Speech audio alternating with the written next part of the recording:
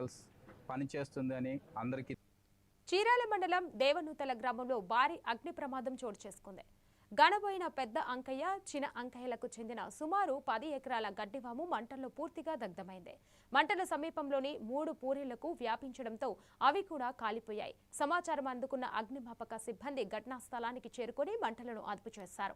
MLA Madduluri Malakondaiah, తహసీల్దార్ గోపీకృష్ణ ఘటనను పరిశీలించి బాధితులను పరామర్శించారు. గడ్డం చలపతిరావు గారి ఇల్లు దగ్ధమయ్యడం జరిగింది. అలాగే 10 ఎకరాల గడ్డివామి దగ్ధమైంది. అలాగే చిన్నాంకయ్య గారి ఇంట్లో వాళ్ళు 10 గంటలకు పాలు పోయడం నిమిత్తం బాపట్ల వెళ్ళడం వల్ల ఇంట్లో ఎవరు లేని టైంలో ఎలా జరిగిందో కానీ ఫైర్ యాక్సిడెంట్ జరగడం వల్ల ఇల్లు మొత్తం దగ్ధమయ్యి దానిలో ఉన్న 5 సవర్ల బంగారం, దాదాపుగా 5 లక్షల డబ్బులు, అలాగే ఇంటూ వ్యవసాయం తరుణం కాబట్టి వ్యవసాయం కోసం తీసుకొచ్చిన డబ్బులు కానీ అన్ని అప్పులు తెచ్చి పెట్టుకున్నారు. చాలా నష్టపోయి ఉన్నారు. దాదాపుగా 10 లక్షల వరకు నష్టం జరిగింది. వాళ్ళు చాలా శోకసంద్రంలో మునిగిపోయి ఉన్నారు. వాళ్ళు సర్వం కోల్పోయి కట్టుబట్టలతో నిలబడిపోయి ఉన్నారు.